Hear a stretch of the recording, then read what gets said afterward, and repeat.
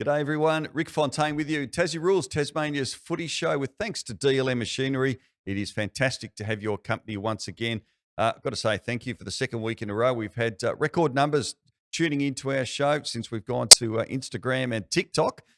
Great to have such a following for our independent footy show. So a big thank you to all of you. We've got a big show coming up tonight. We've got plenty of special guests. And we're going to take a look at some of the footy events that are happening at some of the clubs. There's some great things happening over the course of the next few weeks. So plenty to get through. But first of all, well, we're very excited to have a young footballing talent who is doing great things from a very young age. She's already been an All-Australian when she was just 14 years of age at the Australian All-Schools Championships.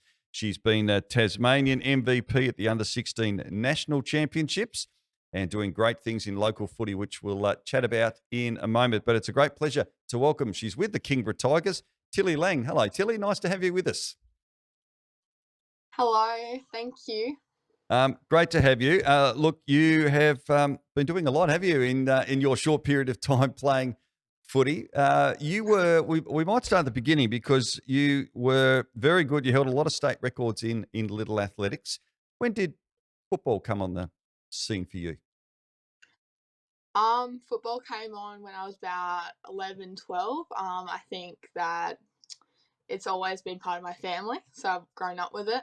I think that Dad ended up persuading me, kind of pushing me to do footy, and I was like not sure about it, but in the end, obviously, I loved it. Yeah. And I guess you would have seen and heard a lot of stories about your dad. He won, for those who are not aware, he won 7 best and fairests at the Huonville Football Club. So obviously he's had a fair influence on you taking up the sport, but no doubt being a bit of a coach on the sidelines at home as well. Oh yeah, 100%. Dad's always been there. It's always he's always been there. Grown up with him, and he's really helped me develop my footy, and yeah. You have had a rise in footy in such a short period of time. As you said, you only took it up when you're 11 or 12 years old. You're only 16 now, and you've been an All-Australian and 2-time Tasmanian MVP as well. There's got to be a lot of natural football talent as well. But who's been some of the influences on your journey so far? I feel like obviously Dad has been a pretty big influence since day one. There's obviously been coaches at my club level who I've really enjoyed. They've really helped me. Shout out to Brad Willis. He's a really good coach. He's really inspired me. And also, of course, Jessica Wushner, yes, my Devils coach. She's also helped me on my path as well. Now, you playing senior footy with the Kingborough Tigers I think, was this just your second game, I think, of seniors? You had 39 disposals and kicked 3 goals in your second senior match in the SFL. Wow. What a start to your senior career. I mean, that's extraordinary. Yeah, it was a very good game from the Tigers as a whole. The team played exceptionally well as well. Geez, you're talking as you've been in football for 10 years. It's all about the team, Tilly, and giving credit to the team. But for yourself personally, I mean, do you, now that you've taken it up, you've been successful personally and as part of a team, what about your goals? Have you set goals? Because I mean, you're at a perfect age, obviously, with what's around the corner in our own state, with obviously VFLW coming in next year, but then the AFLW. That must be a massive goal for you. 100% is a massive goal for me. That's the dream. That's definitely what I aspire to. That's top goal. And the pathway that you've got down here, obviously, we've got a number of players playing in leagues right around Australia. But for you, do you see your journey here in Tasmania? Is your goal to be able to play for your team in your state? Yes, obviously I'd love to represent Tassie. That would be amazing. You are part of the pathway. Obviously, you've played in national championships as well, and no doubt, hopefully, if you stay fit and healthy you will do over the next few years as well. What would you say to people here in Tasmania? We've seen a lot of people questioning about the strength of some of the regional leagues at the moment since the state league has gone, but you are part of this great Devil's system and Devil's pathway that allows you to be able to stay in Tasmania knowing that the journey could be here for your entire career. And that's what we all want to see down here in Tasmania. How good is this system, and how important has the academy and Devils programs been for you personally? It's so exciting to know that there's potential to go to the top level, and I feel like it flows really well through the academies and just the programs. Yeah.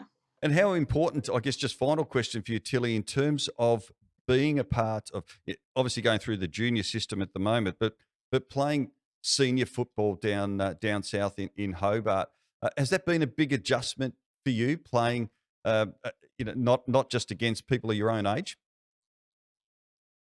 I feel like I've slowly, gradually got into it, to be honest. I feel like I've always grown up with Tigers, like from day one. Yes. And I feel the community is just flows through. So playing with older girls feels no different, to be honest. All right, fantastic. Well, look, Tilly, it's been lovely to chat, and we appreciate you jumping on, because it's great to talk to not only our senior footballers but also our up-and-coming talent, and particularly as we edge closer and closer to our own teams here in Tasmania. We wish you well in your continuing journey. You should be very proud of what you're doing, and I know we'll be watching very closely how everything goes for you over the rest of this year and obviously into the future as well. We wish you well, and thanks for being a part of the show. Thank you. Thank you so much. That is Tilly Lang. She is part of the Kingborough Tigers. Great to have her with us and doing some fantastic things, and we'll certainly keep in touch with her and see where her journey takes her. All right, quick break coming up on the show. We'll be back.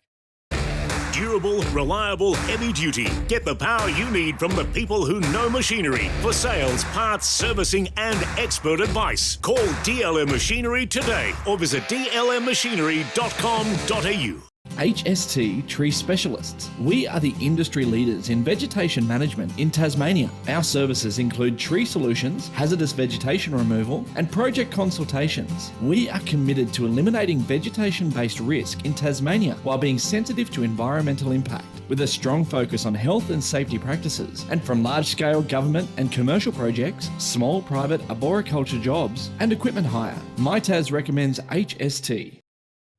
You're watching Tassie Rules, Tasmania's footy show, thanks to DLM Machinery. Well, my next two guests are visiting from South Australia. Why would we have South Australians on our Tassie Rules footy show? Well, we're about to let you know.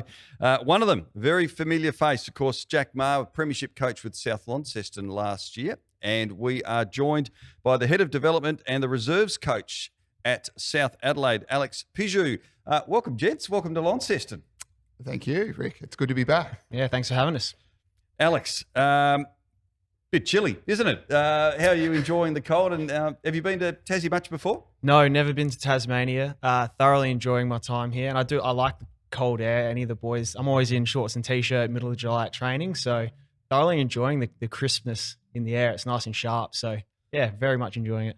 And Jack, nice to have you back home. Of course, you coached South Launceston to the NTFA Premier Division flag last year. Now we got a pick there. There you are in the middle with the Skippers. That was as it turned out, was obviously a later game, a beautiful night and a great day. Obviously, some wonderful memories for you.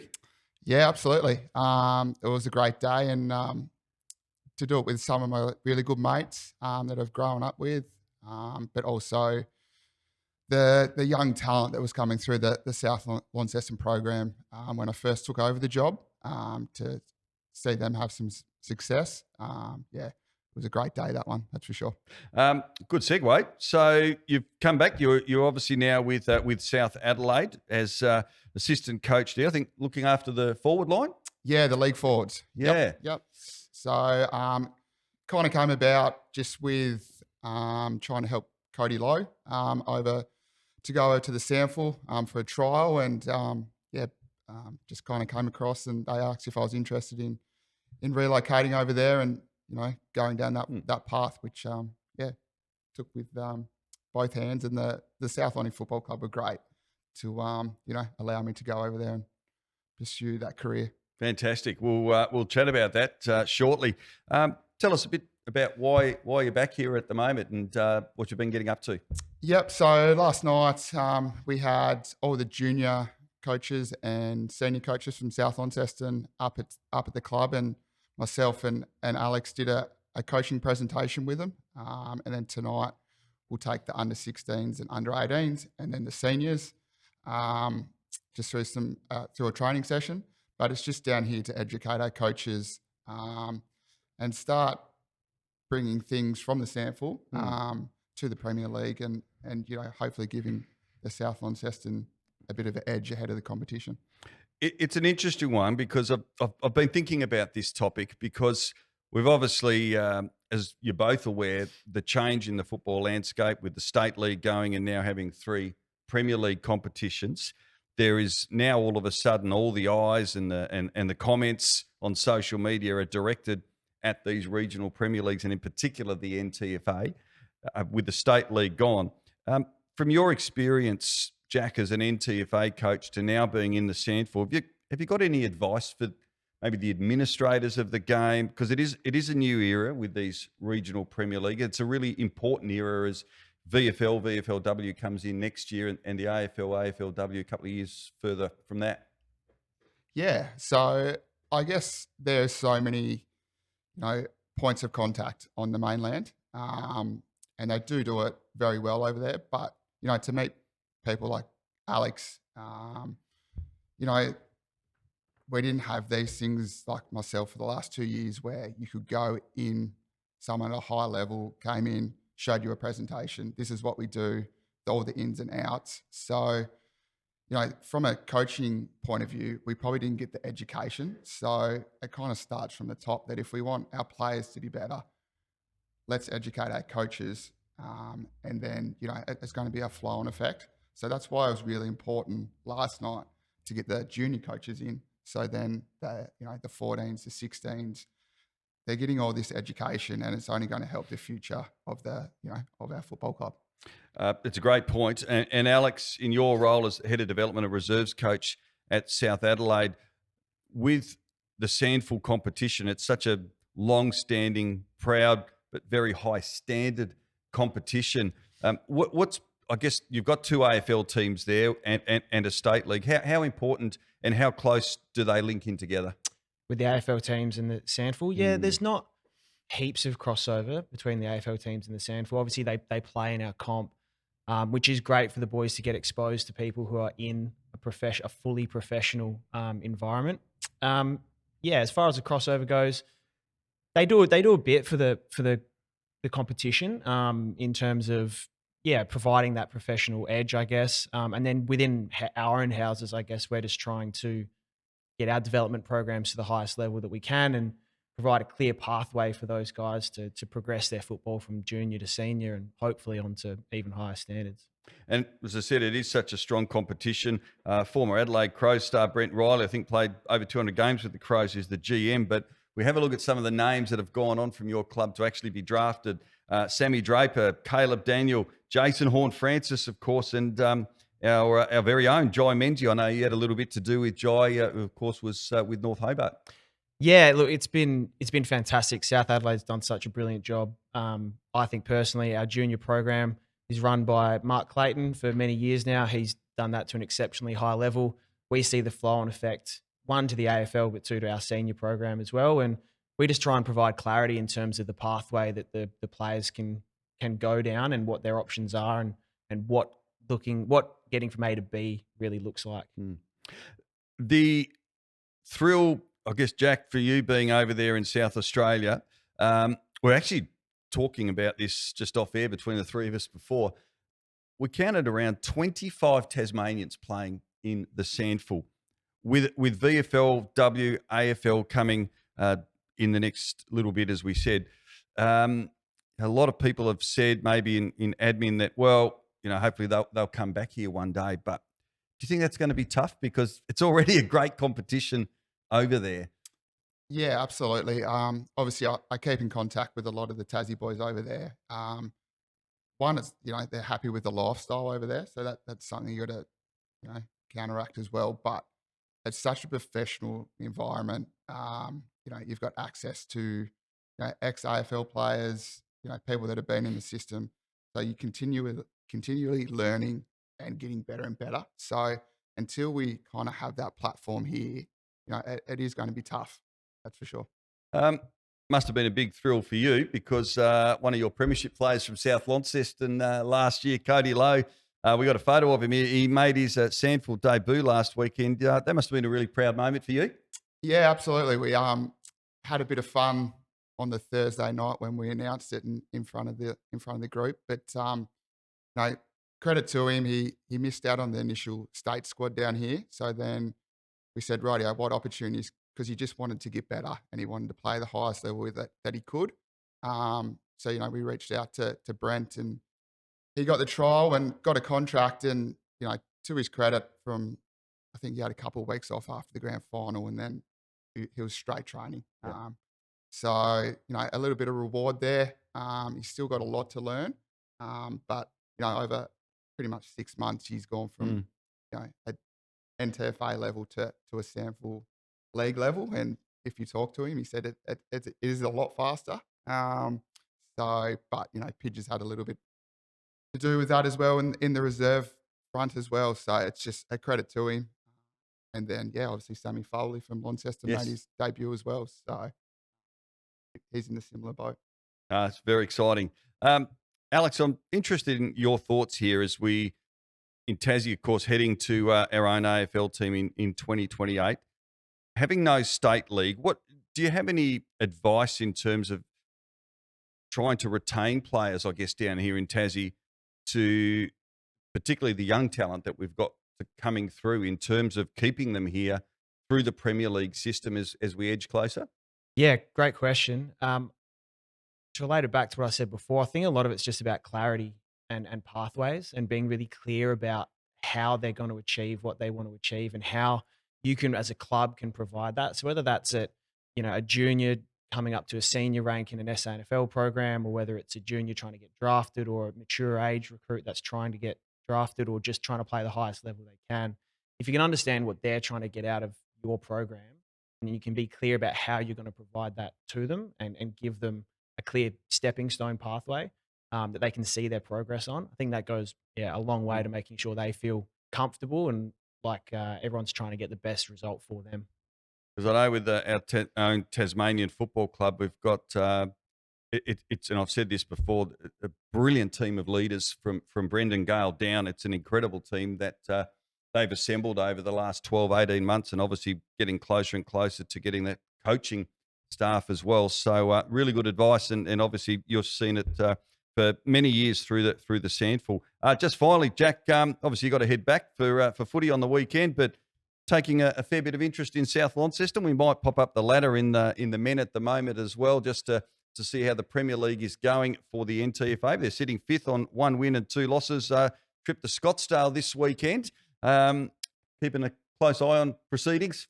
Yeah, definitely. We obviously had Tommy. We actually had Tommy Foon over for a week last week. Yes. But they are going down the youth path. Lost a fair bit of experience after last year, but there's a lot of talent coming through the junior program up there, and they just got to continue to build and set some professional standards, and they will start reaping the rewards. Whether it's next year, whether it's the back end of this year, they just got to stick to their path, and they'll be fine. They do. It'll be a good day up at Scottsdale, and we might just quickly look at the women's ladder. And they're travelling all right here south. They take on Scottsdale, 2nd versus 4th. It'll actually be a really good contest, this one up there at Scottsdale for the women. So we wish both sides well. Should be a great day up there. Alex Pidge, Jack Mark, thank you very much for giving us some of your time and coming to be with us on the show today. It's nice to see you again, Jack, and get you back at a bit of a new look studio for us. So hopefully you felt comfortable. Yeah, appreciate it, Rick. It's a nice little setup in here that you got. And Alex, great to meet you, and thanks again for some great insights. Yeah, thanks for having me. I'm really enjoying my time observing Tasmanian footy. It's fantastic. And it can't be too cold because you are in the shorts, even though we can't see that here on the set. So enjoy the next couple of days. Awesome. Thanks a lot, mate. All right, absolutely terrific to have Alex and Jack with us in the studio. Time for a quick break. More very shortly. durable, reliable, heavy duty. Get the power you need from the people who know machinery for sales, parts, servicing, and expert advice. Call DLM Machinery today or visit dlmmachinery.com.au.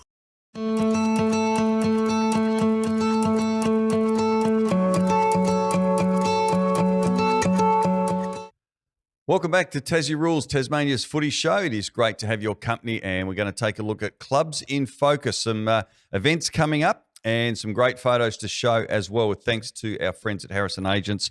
Let's head over to King Island because their season started last weekend.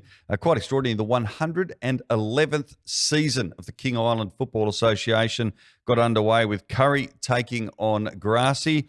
Grassy got the win in the juniors. You can see some great photos here from that last weekend. And in the senior game, it was Curry who proved to be too strong. They won in the end, 20 goals, 18 to 4 goals, 8. Jack Ude kicking 5 for the winners. Now, this is the great thing about King Island Football Association because they have been going for 111 years, as I said, but players from all walks of life, some that have moved there, some that have never played the game. To give you an example, Curry had 4 new players, including a backpacker from Quebec in Canada who's working on a farm on the island, while Grassy had 10 new players, some of whom have never played the game of football before they stepped out onto the park last weekend. Absolutely fantastic, unique competition. Great crowd too, turning out, so showing how important football is to the community there on the island. Also, got to say, the Auskick, Saturday morning, an outstanding turnout for King Island. 30 kids turning out. And you can see the photo there. Beautiful day on the island, and the kids having a great ball, and hopefully future players over there. So big well done to Jan van Rooswijk and the whole team at the King Island Football Association. Coming up this week, Curry are going to be taking on North this Saturday. You can see the roster there on your screens. So Curry and North this Saturday in the King Island Football Association. All right, now heading on over to the Northeast. We previewed this the other week, a couple of weeks ago, with Stephen Wally at Pyangana. Have a look at that for a spectacular shot. Beautiful shot sent in by Jazz Snooks from the East Coast Swans. On the left, you can see the East Coast Swans in their Heritage Avoca Football Club Guernseys lining up there with the umps, and Campbelltown, who they met in round 4 of the NTFA Division 2. Also, of course, the annual heritage match that the East Coast Swans, population's around 150, 160 there in Pyangana. They had over 1,000 turn up through the gates. So wonderful day's weather and a great event. And the East Coast Swans put on a great show against Campbelltown, who were undefeated. And East Coast getting the chocolates in a terrific day up there. Now, Tasmania's oldest football club is the Launceston Football Club, and they're going to be celebrating an incredible achievement with the gala dinner on Saturday, the 12th of July. It is the 150th anniversary of the club. I think they're actually the 3rd oldest football club in Australia. Details on Launceston's Facebook page, including a link to book tickets. The history of the Launceston Football Club documentary is going to be launched on the same night as well. So jump on there. There is a QR code on your screen now. You can also use that, or as I said, head to their Facebook page. I know there'll be plenty of people that have supported, still support, or played with the Launceston Football Club that would love to get along to that one. Now, really looking forward to this up at Scottsdale next Saturday, the 17th of July, the Jamie Dennis Memorial Cup. It is going to be Scottsdale and North Launceston. They're actually going to meet for the very first time in a home and away game since 1985, 40 years. They'll be playing for the Jamie Dennis Memorial Cup. So the winning side of the cup is actually going to be decided by the cumulative scores in all 4 matches on the day. So not just based on the seniors. Now, for those who don't remember, Jamie, he tragically passed away at a very young age in his early 30s from cancer. He was a champion at Scottsdale from 1979 to 87, and then with North Launceston from 88 to 93. 3-time Scottsdale Premiership player, 2-time Heck Smith medalist, that's the NTFA Best and Fairest winner, a 6-time Tasmanian representative. As I said, he was just 33 when he passed away back in 1995. And North Launceston and Scottsdale, great thing here, they're going to honour Jamie on that day. Alex Hall, Jamie's daughter, who plays for the Scottsdale women's side, will be involved in the presentations as well, which is fantastic. All right, Latrobe Football Club. Here's a great event coming up on the 28th of June. It'll be round 10 in the NWFL. The Demons will be taking on the Circular Head Saints. Special guest. Looking forward, I am to sitting down with Job Watson and my story. I've chatted to Joe before. It's an extraordinary story. Obviously, many of you will be aware through the events at the Essendon Football Club, giving back his Brownlow medal that he won as well. It will be a great day. 11:30 a.m. for a 12 p.m. start. Just $40 per person. You can jump onto the Facebook page there at Latrobe for tickets. Now, the proceeds as well are going to go towards supporting one of the club's very own, a very young player in Brad Marr. Now, Brad fractured his C2, C6, C7, and T4 vertebrae in a horrific incident, totally accidental incident in the game on Good Friday against East Devonport. He has got a long way to go in terms of his recovery, and there is a big fundraiser happening for this. So please get behind it, and support would be very much appreciated. Just a young man who's now got to take plenty of time off work in his recovery. So that is for Brad Marr. So we wish him well as well. All right, now, just finally, the NTFA Women's Gala Round is coming up at Westbury. You can see on the screen there all the details. It is Division 1 Senior Women. This is always a great event. The QR code there if you want to donate, because it is going, all the proceeds are going to be going to Breast Cancer Network Australia. It's a great thing the NTFA do, because every year they support a different charity. I know it's been with domestic violence as well, and this year breast cancer. So please, if you can support that, get out to the matches. The Breast Cancer Awareness Round, Saturday the 10th of May. So it's coming up this weekend. We've got the matches between, Hillwood and Bridgenorth are hosting it, but it all gets underway at 10:30 a.m. Wear a splash of pink if you can as well, and support a great cause as well as the footy. All right, that's all we got time for this week on The Footy Show. Big thanks to DLM Machinery, HST Tree Specialists, of course, Harrison Agents, and our other partner, the Hawthorn Football Club. We've enjoyed your company. Hope you can join us next week. And don't forget, if you've got some great photos or any stories, shoot it through. We'd love to cover it right here on the show. We'll catch you next Thursday.